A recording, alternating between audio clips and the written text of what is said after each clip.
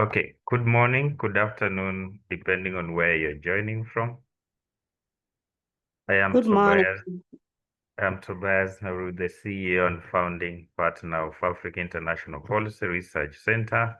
I would like to welcome all of you, those joining virtually from different parts of the continent and also outside of Africa. And it is a privilege to have today's webinar, Breaking the Chains, Women, Poverty, and Corruption in the Quest for Inclusive Development. Allow me at this juncture, before we start off, to acknowledge the presence of our partner institutions who have made possible this event: APAM, Stellenbosch University, School of Public Leadership, and Africa International Policy Research Center. This event would have not been able to be a success as we go forward to delve through the entire conversation around this very important topic and theme of the day. I would also like to acknowledge the presence of our panelists, starting from Professor Sweli Nzima-Ndefu, the Director of School of Public Leadership, Stellenbosch University, Professor George Kocho Scott, the Secretary General APAM, Ms. Sino Mao Palopelo, Head of Emerging Opportunities, Harambee Youth Employment Accelerator, Dr. Purity Kithiru Kitonga, Associate Director, Ethics and Governance Institute, LAU, Mr. Kugun Pile, who will guide us and give us a vote of thanks at the closure of the session, Professor Pile Solosh from Stellenbosch University School of Public Leadership, and other panelists that have not mentioned their names, they're going to introduce themselves. Before we go ahead for the webinar session and panelists, I would like to request Professor Pile to give an opening remark on behalf of Professor Sweli Nzima-Ndefu. Prof. Pile, please. Thank you, Chair. Good morning, colleagues, guests, and distinguished speakers. On behalf of Stellenbosch University, I warmly welcome you to this significant webinar on women, poverty, corruption, and its impact on development. These issues are not abstract policy problems. They are daily realities that shape the life of millions of women and girls around the world, and more especially on our continent. Despite global progress, far too many women remain trapped in extreme poverty, and corruption acts as a force multiplier, blocking access to healthcare, land, livelihoods, and social justice. And yet, this is also a story of agency and leadership. Evidence shows that when women have a seat at the table, governance becomes more transparent, public services are equitable, and communities become more resilient. Women are not only affected, they lead solutions as well. They are change makers and trailblazers. As a university, we have a responsibility and a role to play to produce rigorous research that exposes how these systems exclude. We convene honest dialogue across sectors and to translate these evidence into gender-responsive policy and practice. Today's webinar is an opportunity to integrate progress, finding solutions, and a commitment to concrete strategies and actions in partnership with civil society, the private sector, and government. I invite you today to listen, to critique, and question, and contribute so that we leave the session better equipped to dismantle the barriers that hold women back. When women thrive, societies prosper. When corruption is driven out, justice and opportunities follow. Thank you, ladies and gentlemen, for joining us today. We look forward to rich and action-orientated discussion. Finally, there's no limit to what we as women can accomplish. Thank you. Thank you so much, Prof. Asolosh. Indeed, when we act now, all women will be served in the society. And you set a very clear stage that indeed this conversation is not only just starting now, it will continue. All panelists and participants drawn from across the world, you're welcome to critique, add a voice on what all panelists are going to share, and raise questions in the chat so that we may be able to have an engageful conversation that will add value, not only to where we are working, the society at large, and our nations we serve. At this juncture, I would like to request Professor George Kojo Scott, the Secretary General of APAM, to give his welcome remark. Prof. George, please. Thank you very much. Ambassador Kitoko Gata Ngulu, the Child Minister currently in transit in New York, I believe, is listening to us. Professor Solos Pili of Aseris Stellenbosch University, Dr. Tobias of IIPLC, esteemed speakers, partners, participants, ladies and gentlemen.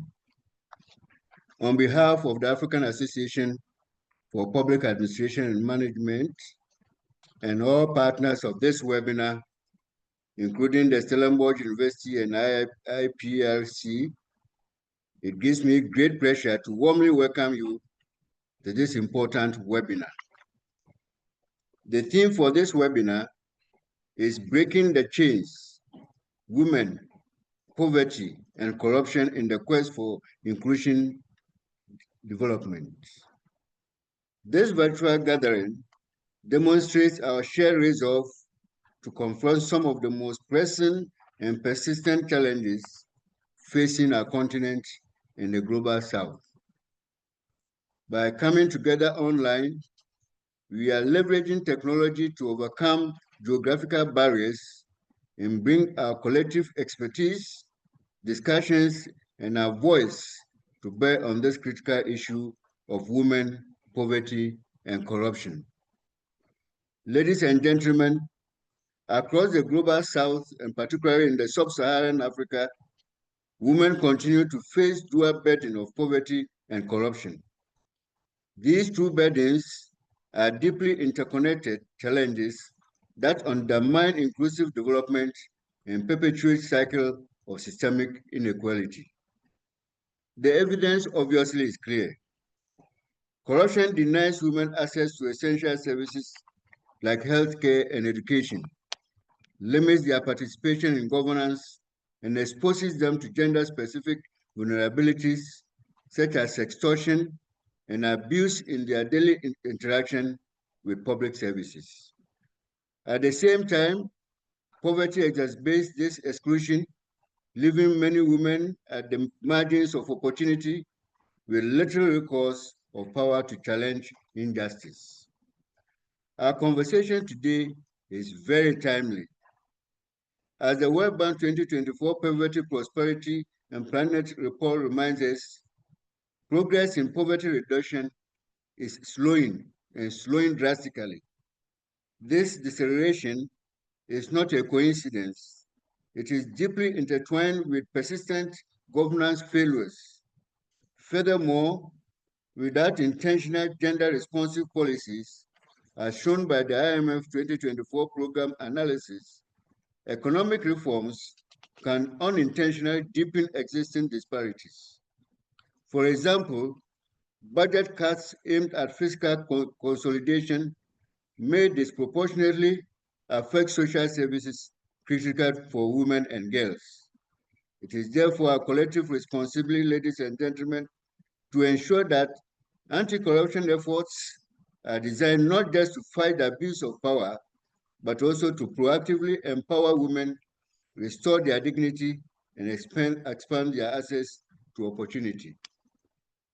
Colleagues, the theme of this webinar is a call for action. To truly break the chains of inequality, we must engage in a process of transformational change. This dialogue is guided by various actionable objectives that represent the pillars of our collective efforts. For action, we must illuminate the gendered dimensions of corruption and poverty. This entails studying the nuances of how corruption affects women based on their social status, location, and role in society. We should explore how norms and institutions shape women's experiences. This involves looking at the legal frameworks, public administration procedures, and cultural norms that disadvantage women and exclude them from decision-making. We must also showcase innovative intersectional solutions. To achieve this, we must learn from each other. This webinar is therefore a platform to share these best practices and inspire others to adapt and implement them. And then, of course, we should foster collaboration across various sectors. Obviously, our success depends on building stronger partnerships that can create a more cohesive, impactful, and sustainable responses. Ladies and gentlemen, I'm very confident that through today's dialogue, we will generate actionable insights to enable us build stronger ability to confront the issues of women, poverty, and corruption on our great continent.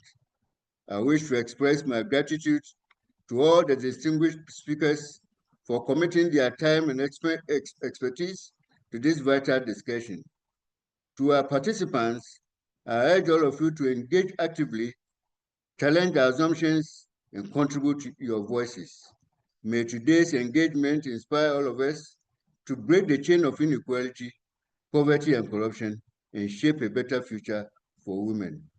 With those few remarks, I warmly welcome all of you to this webinar and look forward to a fruitful deliberation.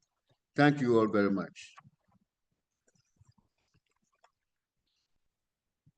Thank you so much, Prof. Scott. Indeed, you've set a very clear stage, quoting from relevant key documented information.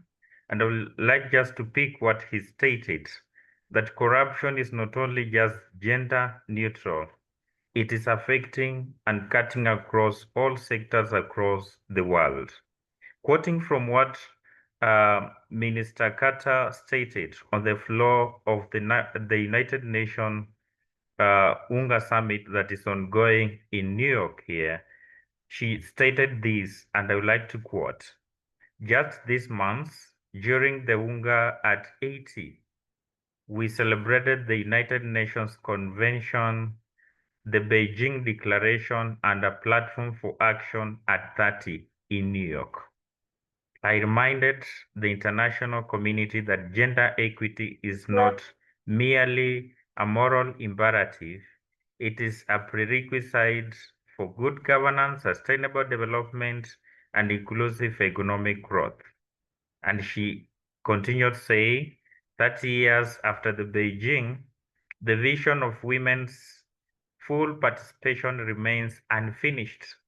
While millions of women, particularly across the global south, poverty and corruption continue to reinforce one another, deepening inequality and limiting their ability to contribute fully to the society.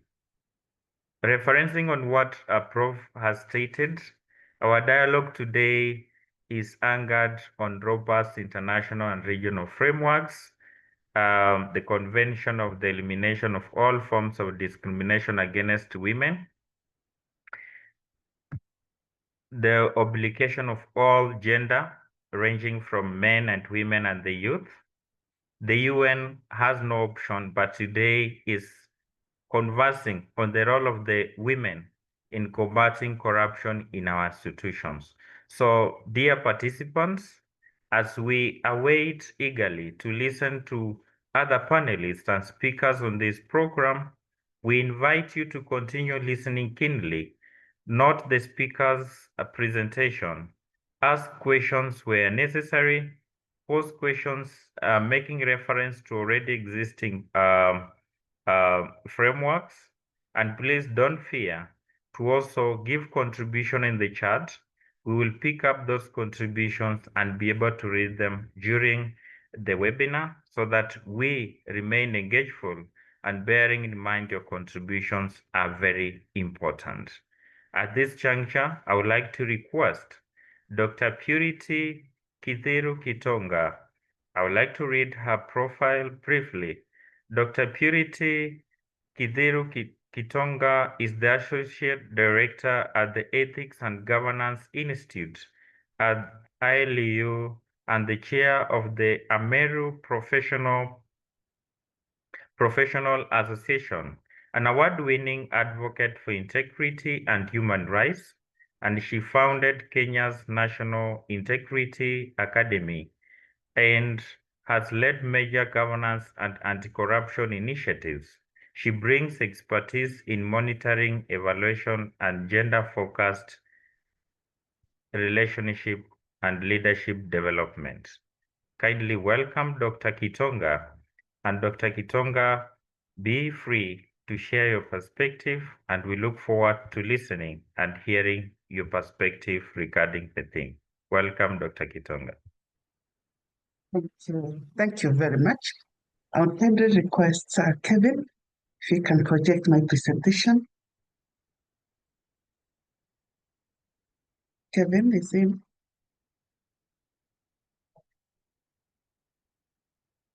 First of all, as I wait for that, I want to appreciate the organizers of this webinar for thinking about this theme, touching on women and corruption and poverty.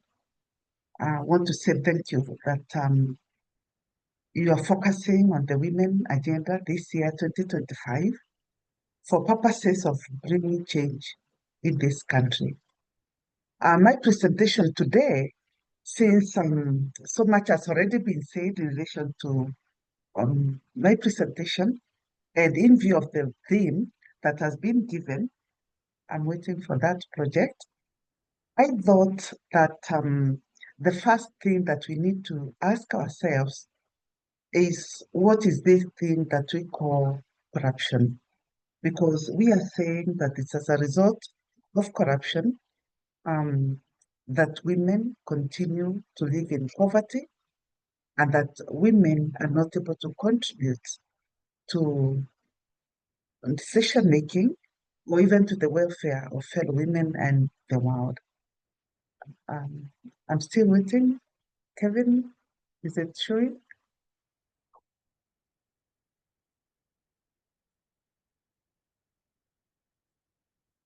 Okay.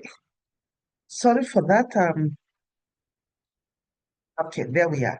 Thank you. Let's start from the beginning. Yes, so I put across 5 guiding questions for discussions, a discussion on poverty, women, poverty, and corruption.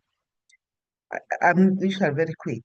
Yes, thank you. I think we can go to the next. So I put 5 questions that will guide this discussion.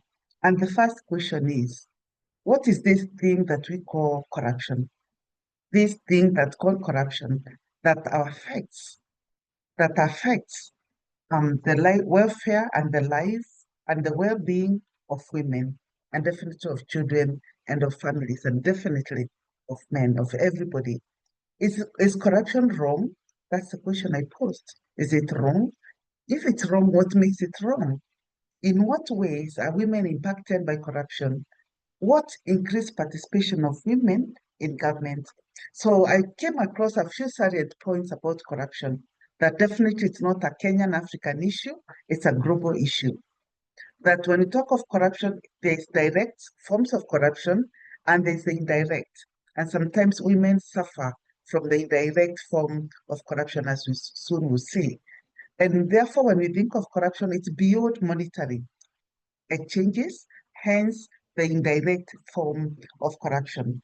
And in view of that, women get more affected by both the direct and the indirect forms of corruption. Having said that, then, what is this thing that we call corruption? I thought we need to pick it from its meaning, original meaning, which was Latin, that means to destroy, corruptus, to destroy. So from the one go, then we need to pick that this thing called corruption destroys. It destroys ethical and moral values. It destroys systems. It destroys institutions. It destroys traditions and personal values. Therefore, it's not something good, going by its original meaning. What is this thing we call corruption? We continue. In the next slide, please. Yes, I chose to quote Rohit 2023, and this brings us the reason why corruption is considered wrong. Allow me to read this. In the grand theater of history, civilizations have risen and fallen, not by sword alone, but then by the silent decay within.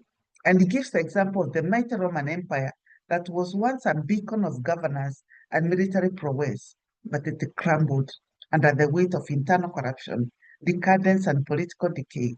It was not external enemies, but the internal rot that loosened the empire foundations. Corruption is not just about financial crime. It's a betrayal of duty, an evasion of responsibility, the abuse of power, nepotism, bribery, favoritism. No nation in history has ever prospered under the shadow of corruption. Therefore, back to the question, is corruption wrong? It is wrong again, given its effects. The effect that it hinders sustainable economic, political, social development. It is wrong because it costs lives. It is wrong because it costs health and freedom. It is wrong because it plunders a nation's wealth. I gave the example of South Sudan in recent times, this September 17, where it is noted that billions of dollars in public funds in South Sudan have been stolen over the past decade in massive government. What does that mean? That rampant corruption can enrich and destroy country. What makes corruption wrong? Because both women and men are affected.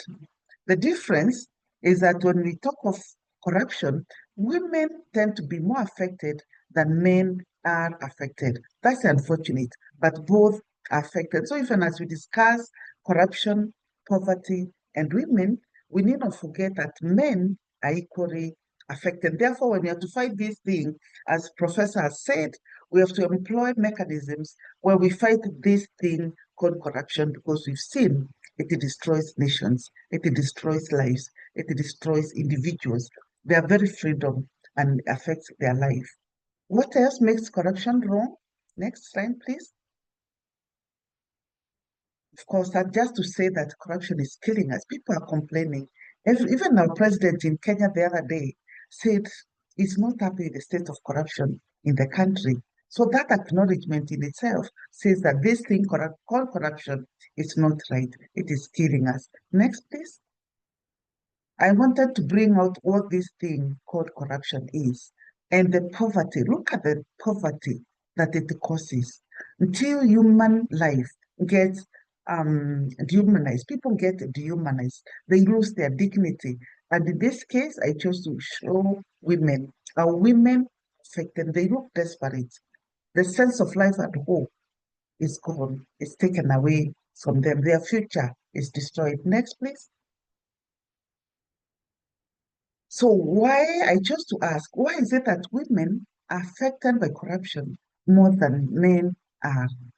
And if time allowed for discussion, would have discussed this. Is it true that women are affected by corruption more than men are? And indeed, it is true because women make the majority of the world population. They also make the majority of the world poor, though the statistics do not seem to agree. But the point remains that women make the majority of the world poor. They are affected more by corruption than men are because women are not in the decision-making matrix. Their levels of education and exposure is minimal compared to that of men.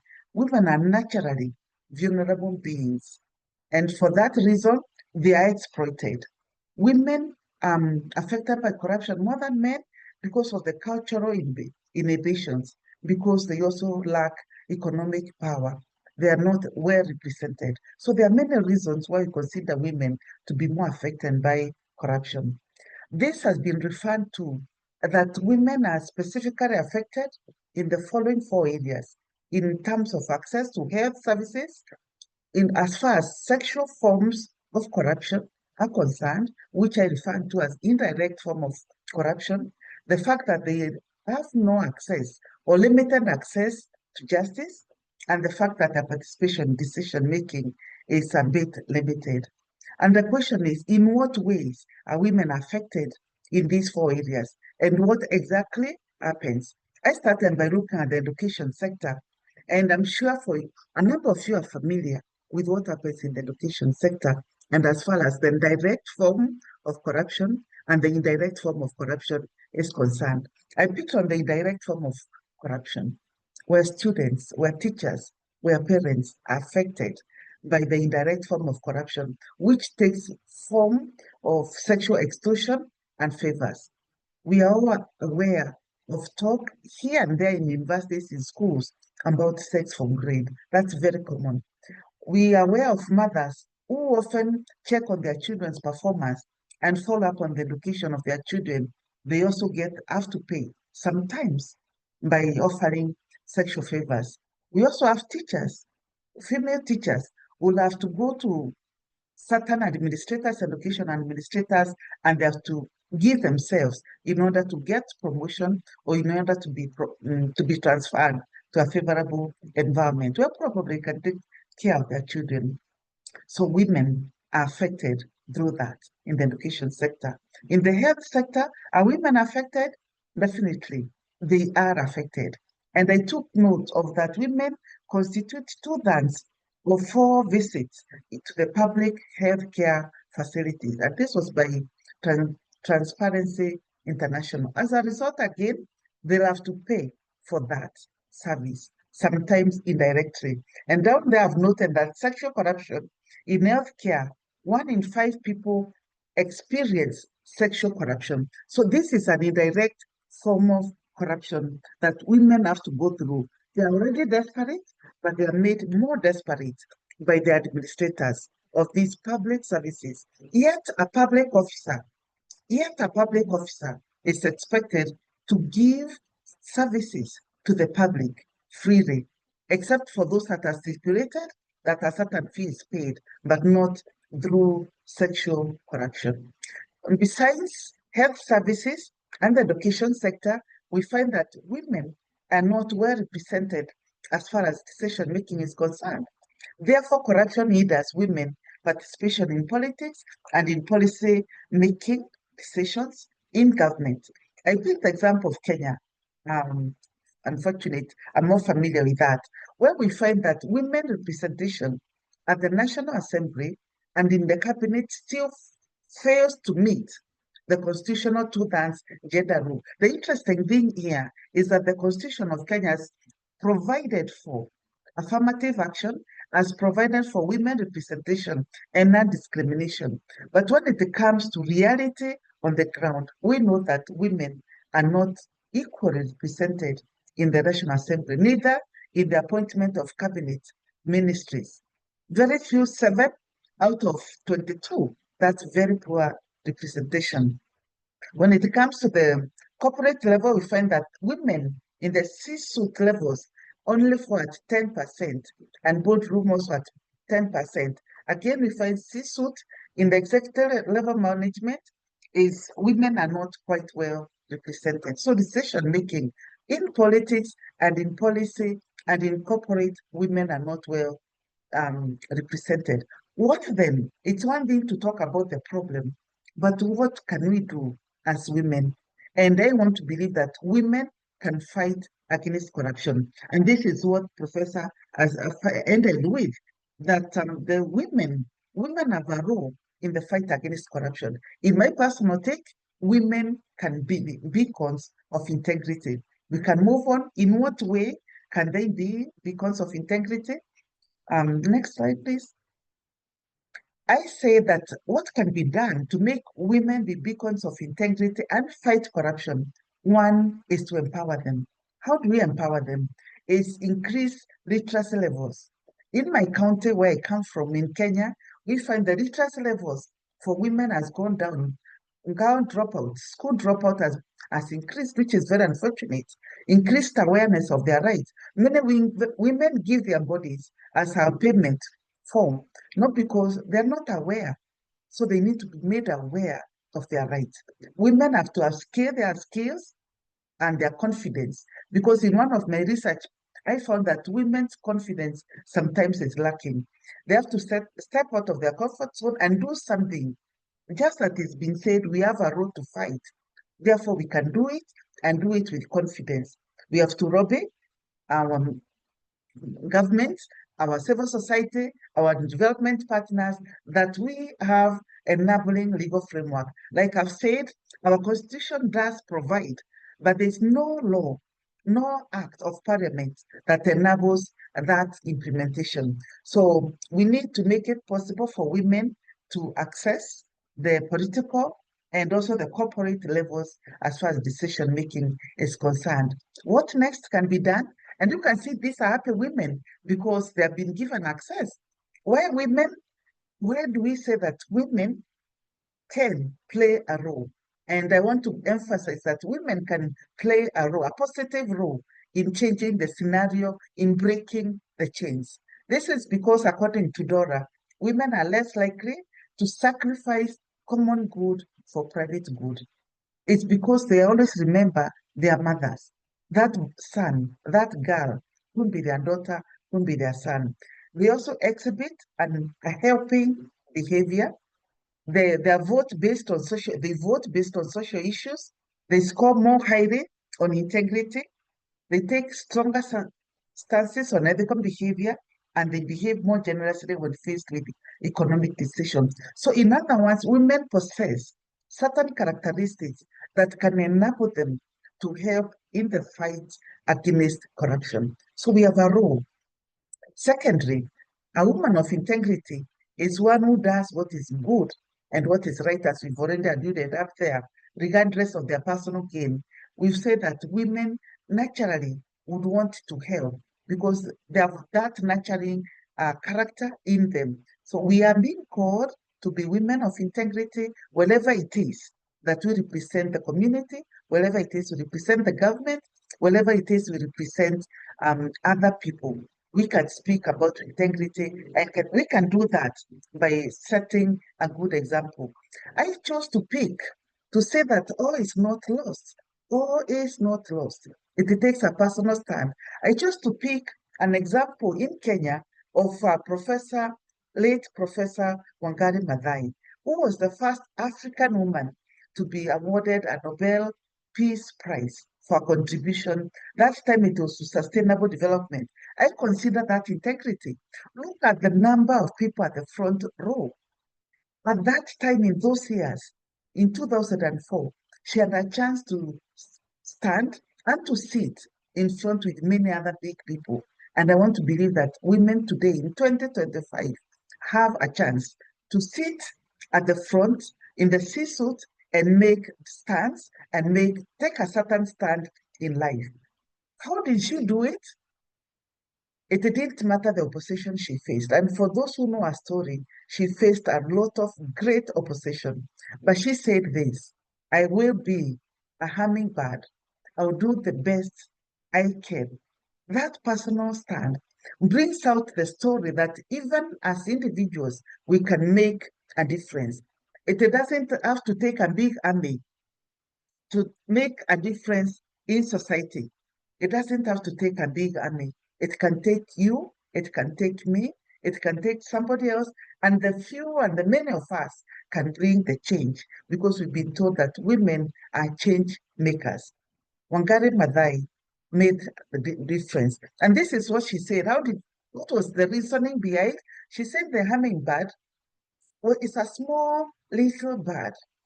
And at one time there was fire in the forest that was about to consume the forest and consume the animals and consume every life. But the little hummingbird kept on getting little water, little by little, with its tiny beak to put off the fire. Again and again it continued this seemingly insignificant task. The tiny hummingbird decided to take action. And ladies and gentlemen, in this webinar, we can take action. We can be that hummingbird, like when Professor Wangari Maathai chose to be a hummingbird. Even if it takes only you, I'm sure there will be many other who will watch you in this belief, like the animals did, and they will later join. Today in Kenya, we celebrate Professor Wangari Maathai for what she did, and we appreciate. At that time, we never understood, but now we do. We can continue. So equally, in the fight against corruption, in ensuring that we are breaking the chains of corruption and poverty for women, even at individual level, we can do however little. Remember the tiny bird that would carry one drop at a time. What then characteristics, what qualities do women have that they can stand for integrity, that are natural to us, that we don't have to struggle with? Women have certain natural abilities because naturally, women speak the truth, they're more honest, they are more accountable for their actions, they are humble. These are findings. They treat all people well, even perfect strangers. They even welcome strangers home. They keep their word. They do what is good. They do what is right, regardless of personal, political, financial, professional cause. Naturally, women have these qualities, have these characteristics. Suppose then we, women, can meet, network, and fight corruption so that we break the chains that chain us. I also say that women, a woman, who is a woman? A woman needs to tell no lies. Her honesty is her beauty. And I say this very deliberately. She is smart in the head and courageous in the heart, confident in herself and compassionate in her thoughts, independent, able, strong, and graceful. If we women, plus our brothers, can join us, we can make this beauty, we can make this smartness in the head, this courage in the heart, and confidence to make wonders in the fight against corruption, particularly in breaking the chain of corruption. What next can women do? And next, please. Next can women do? That we women can build our competence. It's never easy. We have cultural barriers that come our way naturally. We have structural barriers that come our way. We have individual barriers that come our way. But on the other hand, we can purpose to build our confidence, to break the chains. Woman, we've said she's smart in the head and courageous in the heart. Suppose we add now competence. That will make a difference. And that is the competencies, that's abilities that we are choosing to build among women and break the chains that we are discussing tonight. And poverty will be reduced in terms of levels and in terms of its impact on women. Next. I've been doing a study on women and leadership, because we are saying women are not considered quite clearly in decision making. And I chose to ask, in what ways can we help change mindsets about women and leadership? And I asked to pick at least 3. And what came out from the responses was that we need to train women, we need to empower. This was the second most at 62%. But much more, we need to do civic education and advocacy at 64.8%. And I believe what we are doing today with the 70 of us and many others who will listen, we can continue with education and advocacy, that women can make a difference, that women are change makers, that women are powerhouses, and the purpose to do good for everybody, because even men belong to them. They are their husbands, they are their sons, they are their fathers. We can make a difference. What else did the standard say? What I picked, and as much as it didn't come out strongly, was that even women, once they are picked to positions of leadership, can they have a clear agenda? What is it that they are championing for? This came out as number 4, that women, when they are elected to parliament, can we hear them speak? Can they have an agenda that they campaign for, that they advocate for? So that is something I'm calling on women who want to participate in decision-making places, that they may have a clear agenda, they may have something that they run with. Much more than, we also are talking of policy that provides for inclusion. I've said in the case of Kenya, we have the constitution providing for women in leadership and for equality, but in reality, there's no act of parliament that makes that possible. I want to believe that soon we'll be able to campaign for that policy and for that inclusion, and that women essentially get a third of representation, if not more. In my parting shots, I say women hold a half the sky and are powerhouses, but we'll never attain integrity if we lack the courage to stand up for what we believe is right and is our right. With that, I'm calling on us as women, in our subtle ways, in our humble ways, that we may be able to be powerhouses and make a difference. Thank you very much. Thank you. Wow, wow. Thank you so much, Dr. Purity. Indeed, she needs to tell no lies. Her honesty is her beauty. She's smart in the head and courageous in the heart, confident in herself, compassionate in her thoughts, independent and able, strong and grateful. I hope women on the call, you've noted that quote coming from Dr. Purity, encouraging women that when we become honest of ourselves, we will influence men not to lie, and we will end corruption in the society, in our service duties, and where we are today. I hope you've also noted the characteristics of a good woman. She stated clearly that women speak the truth, they are accountable, they are humble, they have ethical fortitude, they are understandable, they treat other people well. Those are the characters of women. Colleagues, participants, as we continue with this conversation, very important conversation, just to note and to reiterate what Professor George Scott stated, an honorable professor and Secretary General of APAM, we need always to engulf within us honesty. And corruption starts from the mind and it spreads like COVID during COVID-19 and any other disease or wildfire in the bush. So when we speak with honesty, do things with integrity, we will always be honorable men and women, and corruption, not only just affecting women, but the entire society will end. At this juncture, I would like to request Ms. Sino Moabole Pole, sorry if I pronounce your name in an indecent way. You'll forgive me, Ms. Sino. Ms. Sino is a South African professional with over 16 years of experience in social policy and transformation, and the head of emerging opportunities at Harambee Youth Employment Accelerator. She drives inclusive employment strategies in sectors like agriculture and the green economy.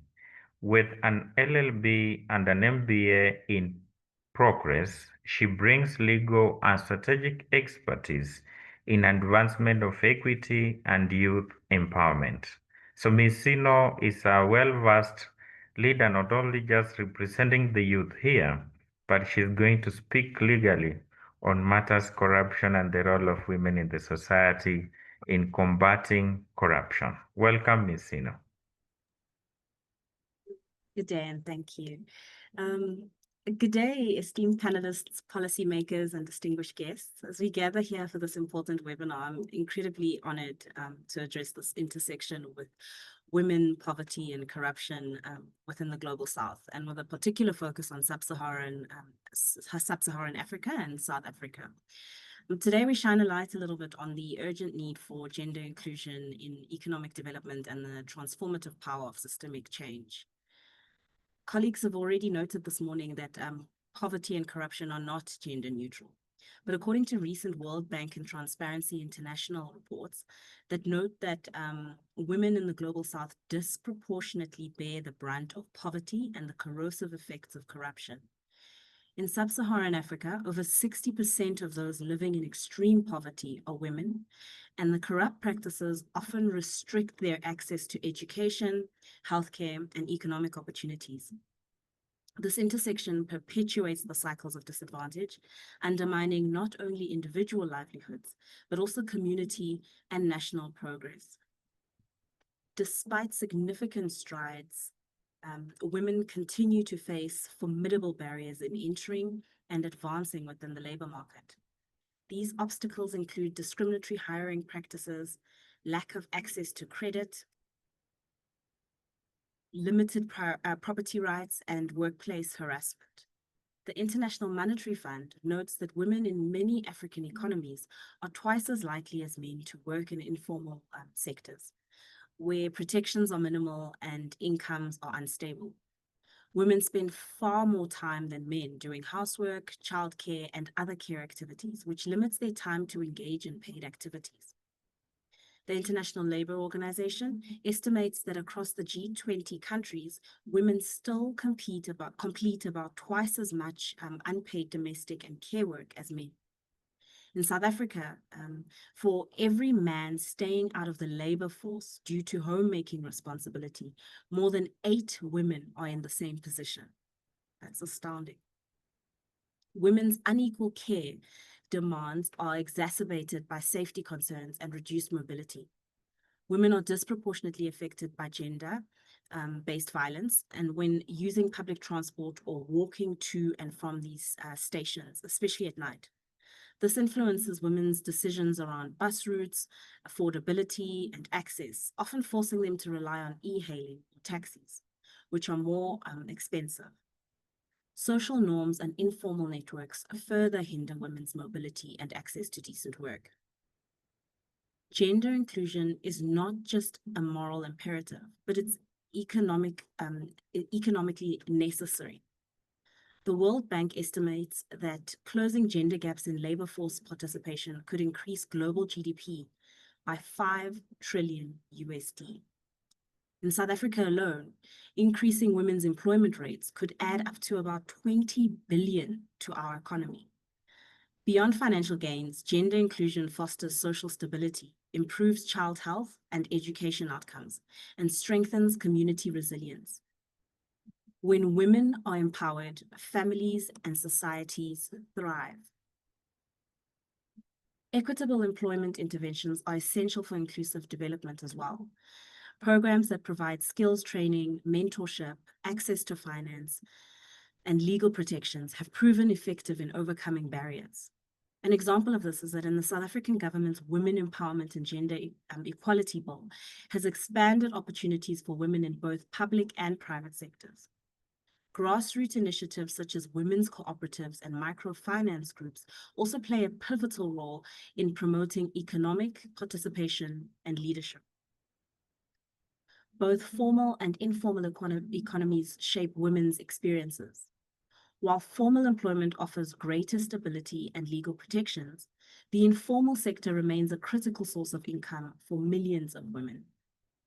Policies must recognize and support the informal economy, ensuring access to social safety nets, training, and where necessary, pathways to formalization. Collaboration between governments, NGOs, and private sector stakeholders is key to creating an enabling environment for all female workers. Across the continent, innovative sectoral initiatives have demonstrated the potential of gender-inclusive development. In agriculture, programs that grant women land rights and access to finance and modern technologies have increased yields and incomes.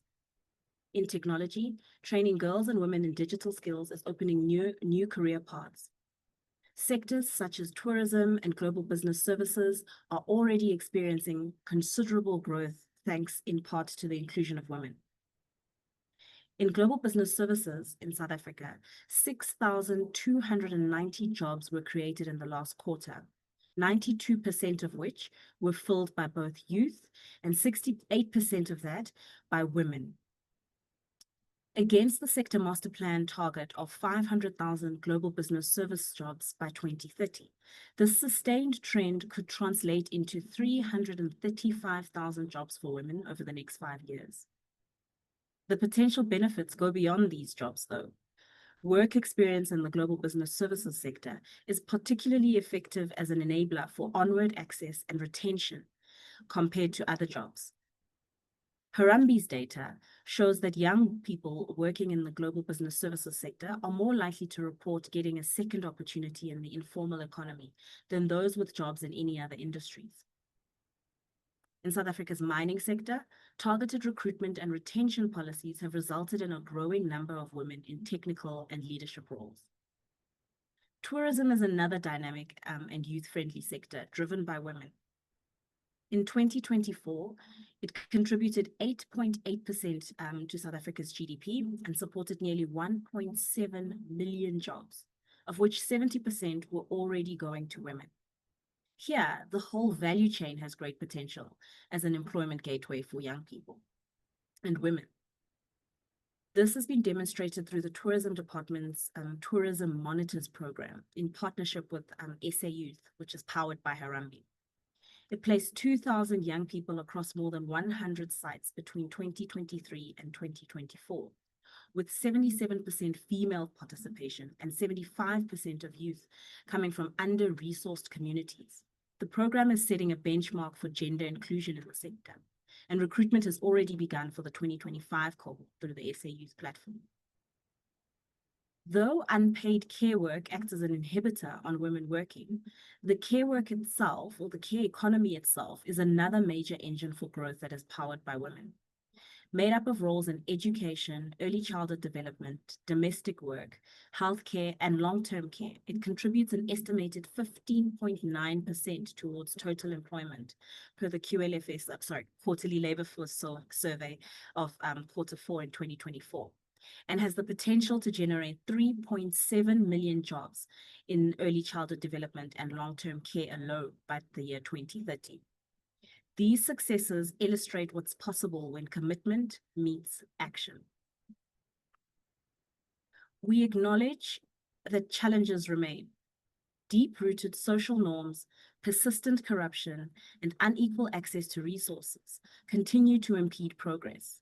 However, Harambee also sees an unprecedented growth in opportunities.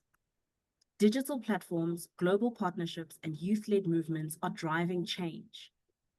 A global business services employer has taken meaningful steps to foster a more inclusive and supportive working environment. In its collections business unit, the company has implemented shorter shifts, so 7 p.m. and then 2 to 8 p.m., which contribute to improved stress management, healthier lifestyle patterns, and a reduction in overtime costs. These flexible working hours are especially beneficial for women balancing professional and personal responsibilities. Other inclusive solutions address the commuting penalty by offering transport solutions for employees, which makes jobs easier and safer to get to, particularly for those who do shift work that straddles dark hours. This ensures employees aren't forced to use public transport during unsafe times, a disproportionately riskier activity for women. Another global business services employer, whose workforce comprises 65% women, provides free shuttles to their employees from key locations in the mornings and free door-to-door transport to junior employees finishing after 6 p.m. in the evening. In closing, I think I'd like to close that it's imperative that we become a society led by values and commit to moving beyond rhetoric to real systemic change for the good of our communities. The evidence is clear. Empowering women is essential for economic growth, social justice, and resilient societies. We need to partner effectively to champion gender inclusion in every sector and at every level.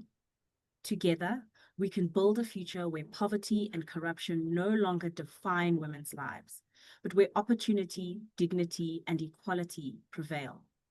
The time for action is now. Thank you. Thank you. Thank you so much, Ms. Sino. Indeed, with unity, we can combat poverty, and if we advocate for inclusion, corruption will end. Thank you so much. At this juncture, I would like to invite Dr. Muinde Florence, the Secretary, Public Service Reforms and Transformation, Ministry of Public Service and Human Capital Development, Republic of Kenya. Dr. Muinde, you have a few minutes. Please proceed. Thank you very much, moderator, for this opportunity to speak to this important topic on breaking chains with a focus on women, poverty, and corruption. You see, when I was requested to contribute to the topic, I wondered, are we still talking about breaking chains today when we are almost approaching 22nd century? And like has been said, 30 years after the Beijing. But when I started thinking around it again and again, and looking at the SDGs in particular, I realized, yes, we still have quite a lot to contribute to discuss on women, poverty, and corruption in as far as inclusive development that is impactful to all is concerned. I looked at the SDGs, and it is the SDGs are in themselves an affirmative action. Like previous speakers have said and highlighted, women still, we are the majority in the populace. And so these SDGs speak very much to us as women. Actually, like has been said, I'm a career civil servant. I've served in the Kenya Public Service for the last 35 years. I retired on the 27th of August. And by the time I retired, I was the secretary in charge of public service reforms and transformation. Previously, I've served as an educationist, having taught, worked in the education sector for a long time. I've been in public service management for like over 25 years of my career life as a public servant. I've been involved a lot in human resource development and management to ensure efficiency in service delivery. All along, until you see a topic like this one, you actually, or until you come to actual terms with the real topic on women, poverty, and corruption, when you have made it to some extent as a woman, you don't think it is true. The first The past 3 weeks I've been retired and sitting in my rural home just for a break before I take the next course of action. I've witnessed the truth about this topic more real than ever before. Every day in my home, I get not less than 5 to 10 women just wanting to get small pieces of work to raise capital, to buy food, to be able to pay maybe development fund for their sons and daughters. So it is true, the real issue about corruption, poverty, impacts very strongly on women, and more so the rural woman, or the woman, it can be also the city woman who does not have a good professional job or a good business that can help in raising capital for maintenance and sustainability. So I wish to join the rest and say that the topic on breaking chains with a focus on women, poverty, and corruption is very timely. When we look at the many SDGs, 16 of them, we have got the Sustainable Development Goal number 3 on ensuring healthy lives and promoting well-being for all at all ages. We talk health, like previous speakers have spoken, you cannot exclude the woman. She is a bearer of the burden of health in most cases, starting from the conception, where you take care of the child in the womb after conception, through to birth and after, up to old age. So this is very true, and it touches on us very seriously. There is the SDG number 5 dealing with gender equality and women's empowerment, and the gender SDG number 16 on fighting against corruption and bribery. I don't want to dwell much on it because the previous 3 speakers, including the keynote speaker in the opening ceremony and our Secretary General for APAM, they have spoken to this. But we realize the Agenda 2030 Agenda for Sustainable Development sets gender equality and the empowerment of women as one of the standalone goals, as well as the reduction of corruption and bribery in all its forms as as another target. That tells you, despite the many efforts, even the Beijing platform, which somebody has already rightly alluded to and said, we are 30 years since Beijing. A lot still needs to be done. We realize achievement of the SDGs is predicated on improved overall understanding of the complex interrelation of corruption and gender by taking forward the issue of the role of women in fighting corruption. Dr. Ngitonga has said all of us need to do something, and we being the most affected women, we need to be very much deep in the fight against corruption, like it has been stressed, because participating in fighting corruption increases our knowledge and it enhances the anti-corruption and gender equality policies for sustainable development, because we'll be contributing to the policies that really affect us as key people who are affected by corruption, poverty in development. So there are conventions. When we look at it from the global, there are conventions like the United Nations Convention Against Corruption, to which most countries are committed and which calls for a holistic approach to prevent and combat corruption.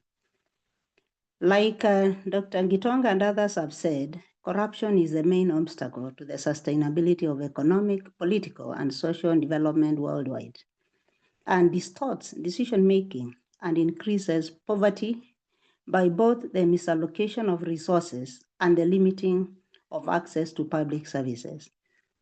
So the most affected, like we have seen, is a woman.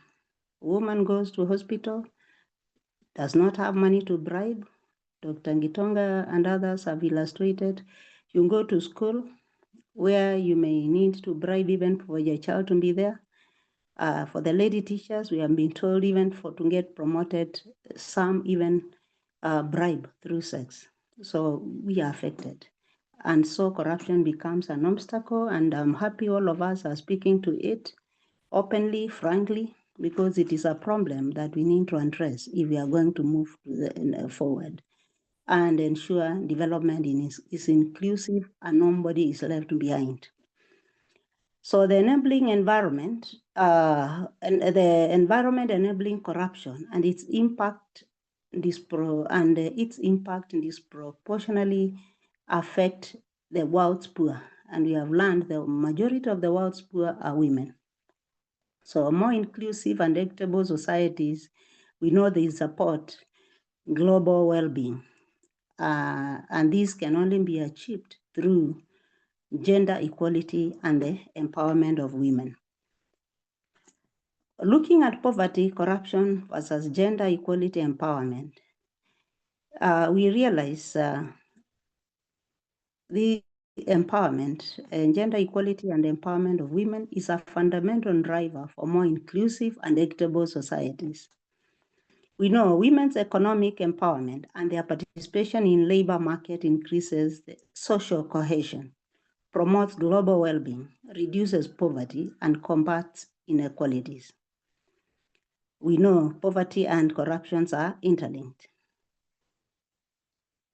and they reinforce systemic exclusion and undermine inclusive development. And so they are beasts that should be fought with a lot of strength and passion and energy.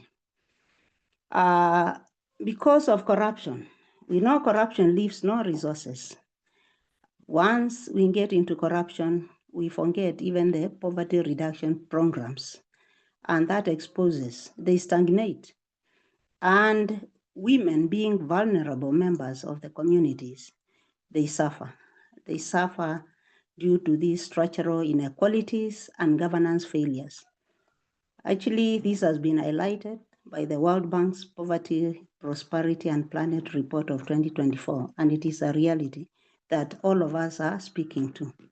We know corruption, like has been said, it restricts access to essential services, healthcare, education, justice, and it perpetuates gendered power imbalances.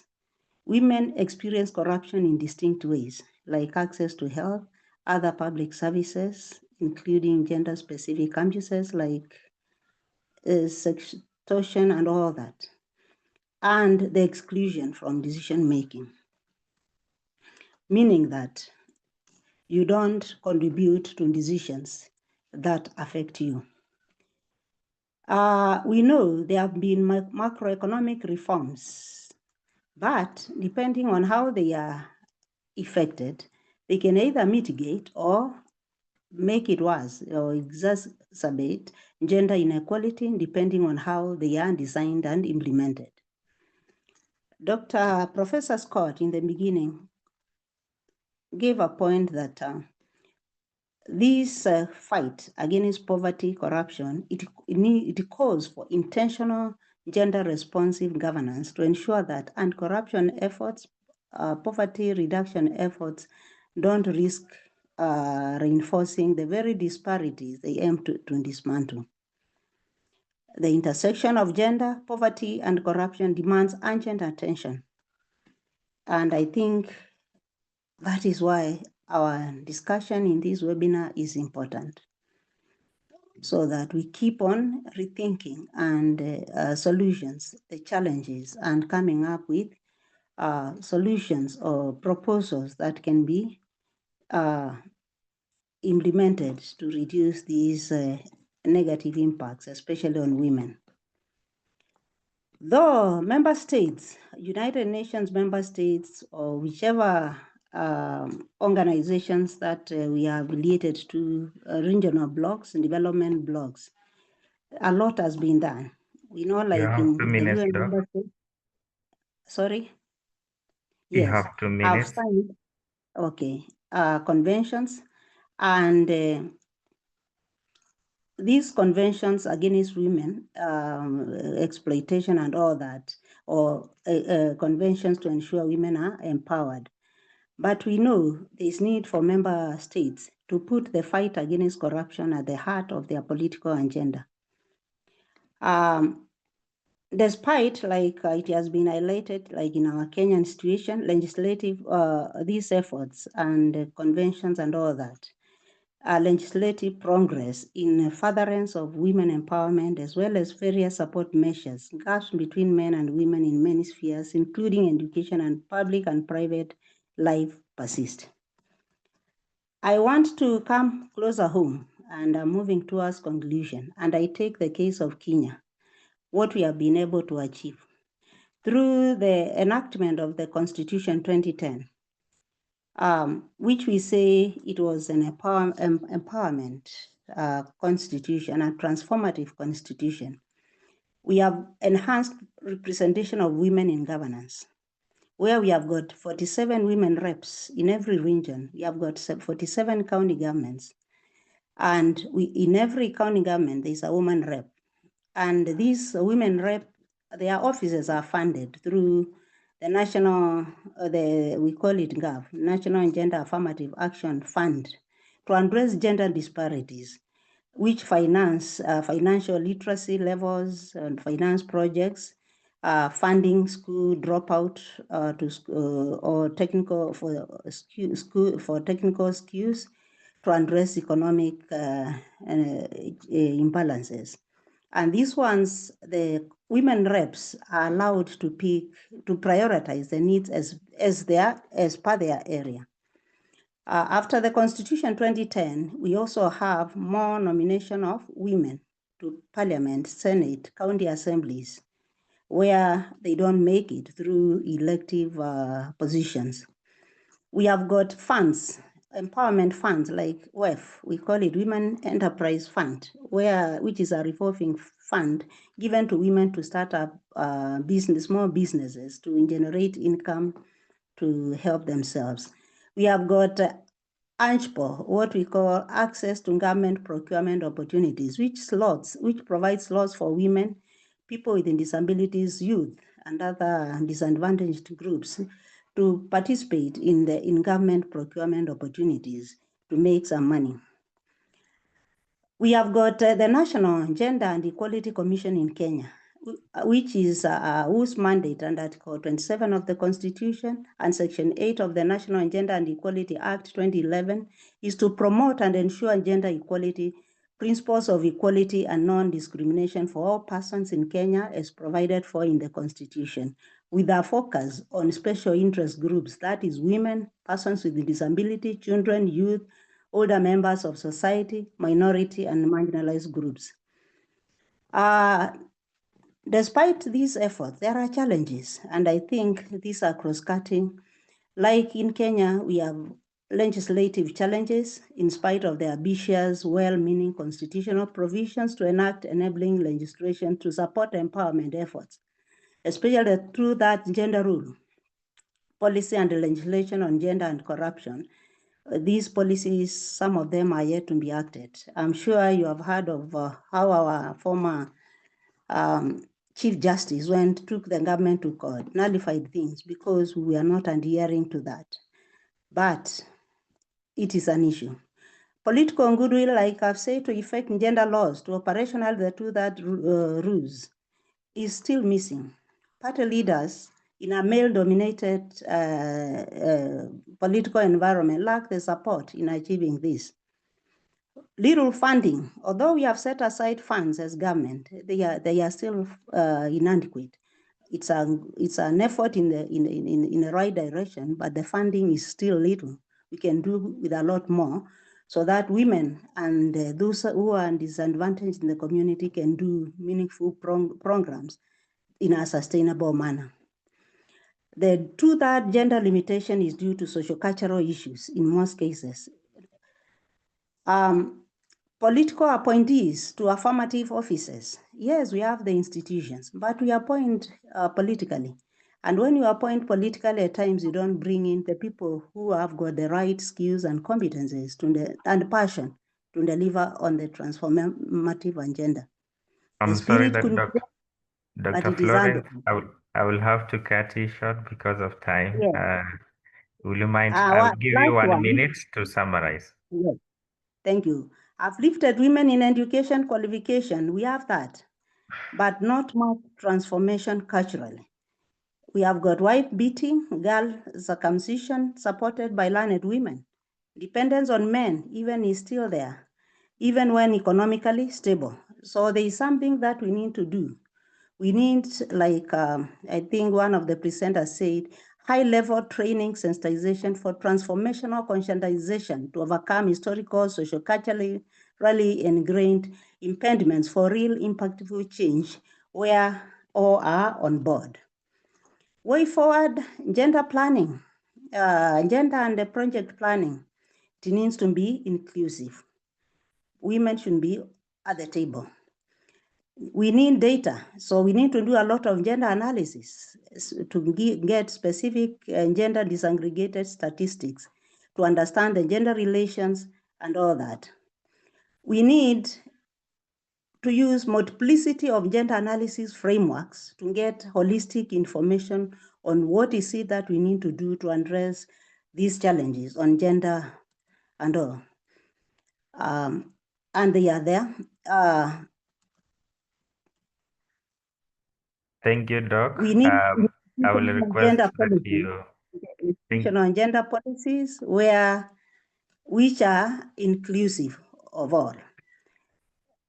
Lastly, let's continue the conversation because the problem is bigger than we have ever conceived it with the new emerging complexities as the society grows into the technological era.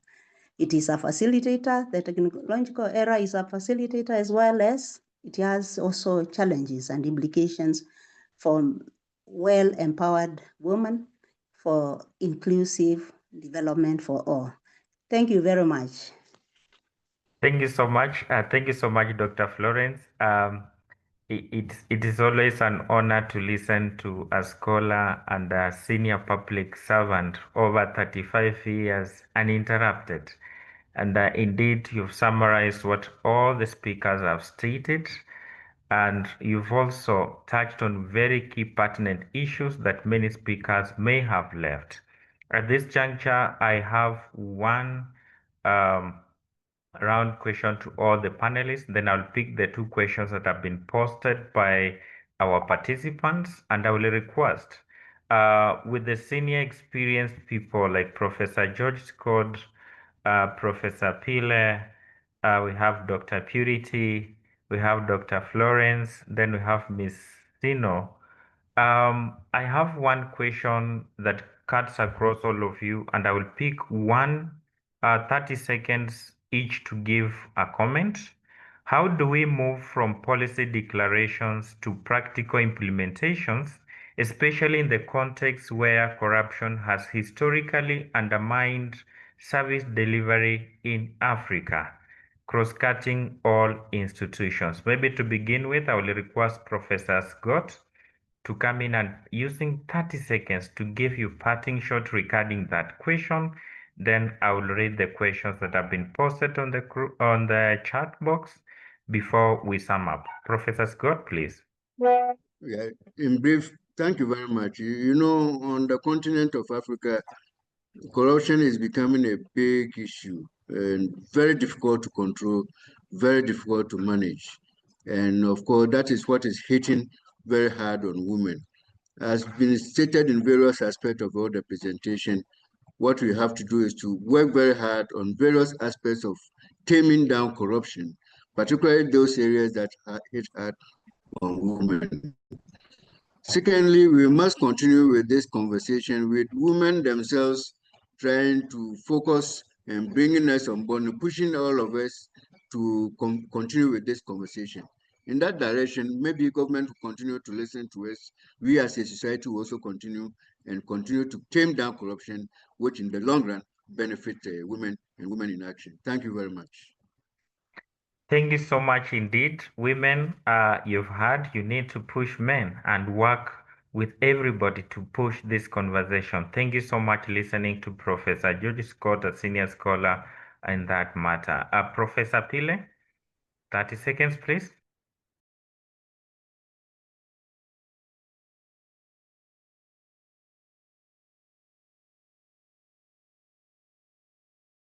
Thank you. As we wait for Professor Pile to join in, I would like to invite Dr. Purity. Dr. Purity, will you mind to give a comment on that? Then I will read the two questions we have. Kindly repeat the question. I'm not sure I got it quite well. Oh, thank you so much. The question reads, how do we move from policy declarations to practical implementations, especially in the context where corruption has historically undermined service delivery across the African continent? Thank you very much. I would say that yes, we need both policy declaration, but also practical action.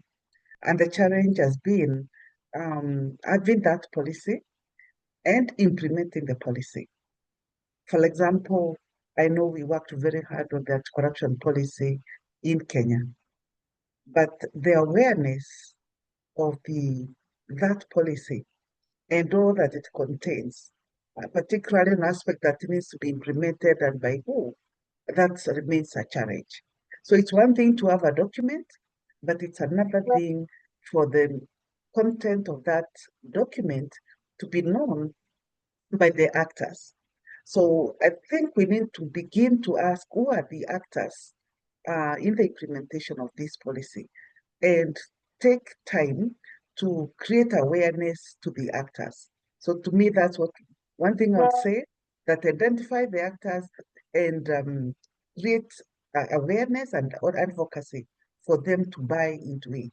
Because, for example, the fight against corruption in Kenya, I don't think people have really been enjoined. They've left it to institutions. So who are the Thank you. actors? They need to be involved. Thank you. Thank you so much, Dr. Purity. Dr. Florence, will you mind to give a comment in that seconds? Thank you so much. I think all said and done, we need to get to action. Implementation is a dollar question especially on matters touching on public service delivery. We need to monitor policy implementation and report, and this can only happen through continuous sensitization of the citizenry, through civic education, on the service charters that govern what we promise to deliver to them, so that they can hold us accountable for our action. I believe actual change will come when the citizen will arise and demand from us value in service delivery. Thank you. Yes, taxpayers will support us. Thank you. Thank you so much, Dr. Muinde. Ms. Sino, 30 seconds. Thank you so much. I think a practical way would be to translate recommendations into actionable plans, strengthen institutions by creating and empowering independent anti-corruption bodies, leveraging technology and using digital platforms to make budget, procurement, and social protection schemes transparent and reduce opportunities for corruption. Capacity building is a critical one, but I think lastly and most importantly is measuring what matters. Not being overly bureaucratic, not being overly technical, but measuring only the things that will move the bar and shift the bar in a way that can impact society. Thank you. Fantastic. Thank you so much, Professor Solosh. To wrap up on that question, then I'll read very fast the two questions. Thank you, Chair. From the side of the university, we undertake several research endeavors to inform policy and in a way engage with government, civil society, the private sector, and international development partners. We also run a range of capacity building programs. We would like to also extend our goodwill to many of the colleagues who are joined online to look at our website and contact me should they be interested in our capacity building training programs. Together with our partners, we also host conferences, symposium last year. We ran a very successful gender and corruption symposium. We've signed MOUs with anti-corruption agencies. So We look forward to working with civil society, our partners, with government and other state agencies. Thank you. Thank you so much. We have two questions. One, thank you very much for good presentation. My question is, what evidence shows that increasing women's political representation reduces corruption in African context? That's a question from Mr. Baraka Kangoma. I would like to request any panelists ready to pick up that question. The second question is, why are women in low-income communities more vulnerable to petty corruption, example, bribes for public services? I think this question, Dr. Florence Muinde, will you mind to pick the second question? And any panelists ready to respond to the first question, so that we wrap up in the next 30 minutes, 30 seconds, sorry. Question, please. Just repeat the second question, please. Okay, the second question reads, why are women in low-income communities more vulnerable to petty corruption, example, bribes for public services? The first question, what evidence shows that increasing women's political representation reduces corruption in African contexts? Any panelists ready to pick up the first question in 30 seconds, please? Any panelists ready? You can unmute yourself, then come aboard. Yes. Oh, Dr. Purity, please go ahead. Yes, I think I made that statement that increased women representation in parliament and in government or in policy-making bodies reduces levels of corruption across the world. That I based that statement on studies that have been done and reports that have been given by credible bodies. Specifically, allow me to refer to the International Monetary Fund report, IMF 2018, that stated that when women lead, investments in healthcare, in education, and social protection rise, and that benefits the entire society. So it's based on the reports and the research that has been done.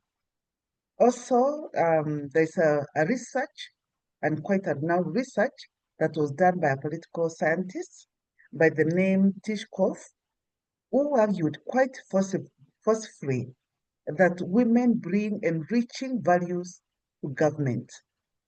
And nevertheless, even when that is said and done, just as Mr. Baraka is asking, there is in corruption what we call opportunity, yes, inclination and opportunity.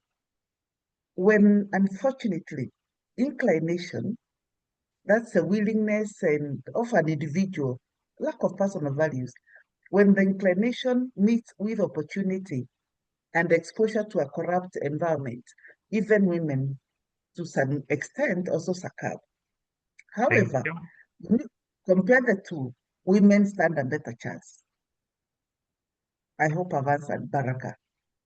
Yes, thank you so much, Dr. Purity. Indeed, your response was very elaborate, and I hope Baraka's question was responded well. Dr. Muinde Florence, will you mind to take up now the second question very briefly in 30 seconds? Thank you very much. Women in low-income communities being more vulnerable to corruption. To me, it is all and from serving from the front desk in the many years in public service is gullibility and desperation. You know, like Dr. Gitonga said, women believe a lot. And these women who have already, they have said they are low income, they are vulnerable. The answer has been given. They are desperate. These are people who are promised, who believe easily what they are promised, because they also lack the exposure, the knowledge, they are ignorant of many things. And they want to believe that whatever they are promised, it can be a solution to them. So they are gullible because of their condition in life, this in exposure, and so they are easily exploitable. And that characteristic which Dr. Purity gave of a woman believing too much, and especially this caliber of women who feel that anybody wearing a suit or anybody looking promising has got a solution to their problem. So it is Thank that you. gullibility due to ignorance. Thank you. Thank you so much, Dr. Muinde, for that response. Professor Solosh, at the institutional level, will you mind also to add a voice on that question? Because it touches mostly on women, and you being heavily involved in this, you may have something also to speak on. Prof. Solosh? Thanks, Chair. I think we can also contribute as we are involved with capacity building. And I would think that colleagues who are interested in contacting me, they can go onto our website. We are also involved with collaboration with non-governmental organizations. So people are free to connect with us. But I think it's conversations like this that we host, where we learn from each other, where we identify the problems together and then find solutions together. So everybody is part of the solution. Thank you, Chair. Thank you so much, Prof. And without leaving this question out, I would like just to read one participant if time allows. Harriet Kinia asked the question, one of the key barriers to women growth is limited access to education.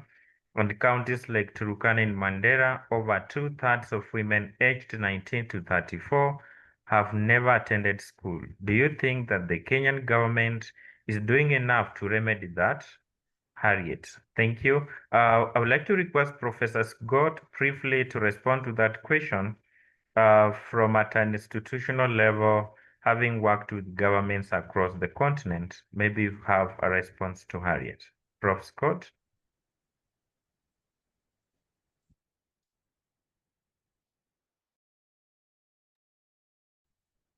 It seems Prof. Scott is not available.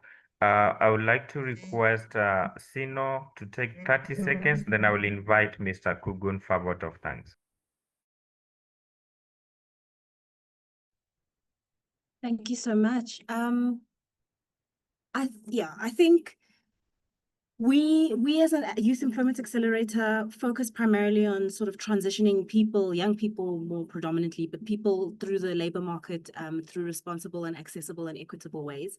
And we'd absolutely love a conversation with anybody who is keen to learn from us, but also has any suggestions in terms of how we could improve our programs. We look forward to collaborating with anyone, and I think, yeah, reach out to us through any of the organizers today. And we thank you so much for the time this morning. Thank you so much. Thank you so much. I would like to invite Mr. Kugun because of time. Mr. Kugun is an independent project management consultant with an MBA ongoing and PhD research in governance and sustainability. He has led national anti-corruption initiatives, advised the former public protector, and collaborated with the presidency in South Africa and the international partners on governance reforms.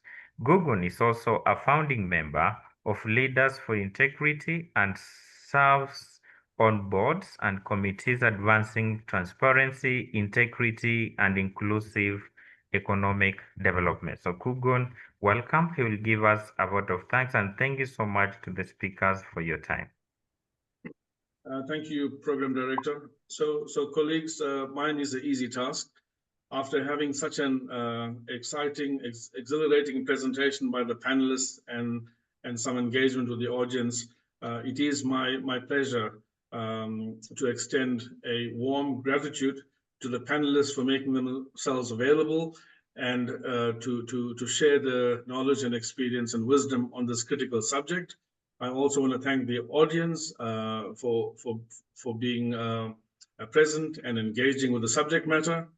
And also thank you for the partners for putting this together, namely the Stellenbosch School of Leadership, the African Association of Public Administration and Management, the African International Policy Research Center, as well as V20, which is Values 20. So colleagues, I lead a stream within Values 20, as the program director has indicated, namely transparency, integrity, and accountability. And after having this important discussion, what's important to look at is, how do we take this forward? I think that came from all the panelists in terms of a call to action, so that this doesn't become a talk show. And I think the host speakers also made reference to some of the critical events that are happening currently, namely the relevance of the UN on this 80th anniversary that came about this week at the UN. Then there's the other important platform that's happening presently, which is G20. And for the first time historically, South Africa and the African continent is hosting that. And we need to make sure that this critical topic gets put on the agenda. So in that regard, colleagues, I will be reaching out to the panelists to access your presentations and to put some kind of report going forward. And then also to make sure that this topic gets some life as we go forward, and that it also features on the G20. As part of that, Values 20 is hosting a summit in October. The Anti-Corruption Working Group is also hosting a summit before the major summit, the Leaders Summit in November. And I will be sending invitations to the panelists for that, and hence your presentation, so that we can put this on the agenda. And I just want to also acknowledge one of my colleagues who I'm working closely with, who was attending this conference, namely Justice Richard Goldstone. Many of you might know him, an international jurist during the first, he was in the first Constitutional Court of Democratic South Africa under Mandela. And he also sits on the board of Stellenbosch School of Leadership with Professor Pillay. And he's leading an initiative for the establishment of an international anti-corruption court. And part of that includes asset recoveries. So the monies that are stolen from corrupt leaders get returned to the people. There's also an aspect of whistleblower protection. And I know the colleagues spoke about the hardships enjoyed by women. But colleagues, just for your information, 2 years ago in South Africa during the COVID crisis, one of the women public servant was assassinated for exposing corruption in the healthcare sector in South Africa. And I just received the invitation earlier that she will be honored at one of the hospitals on Monday, where the SIU would be handing a report on all the corruption that she's uncovered. At the time of her assassination, she uncovered corruption to the tune of 1 billion rand. The SIU and other government agencies were investigating. That figure is now sitting at 3 billion rand. And the health sector has been decimated in Gauteng and also in South Africa. So you can see the impact of corruption as per the panelists' presentations. I also want to draw you back to, you might know Judge Navi Pillay, former South African judge who was heading the UN Commission for Human Rights. About 10 years ago, she made a comment that corruption is a human rights issue. And more often than not, it takes people's lives. And I've just given you an example of Babita Deokaran, the lady that was assassinated. And hence the urgency of whistleblower protection, because it's vulnerable people like women. And the last point I want to mention also is the current war that's in the Middle East, amongst other conflicts in Africa and globally. It's been estimated that in the Middle East war, in excess of 60,000 lives have been lost, and majority of them being women and young children. And my belief is war is a corruption issue. So colleagues, our task is cut out. We need to heed the call to action that many of the speakers have raised, and see how we take this forward using the G20 this year as a platform, and making sure that South Africa and Africa gets its rightful voice on the global stage. Thank you, Program Director. Over to you. Thank you so much.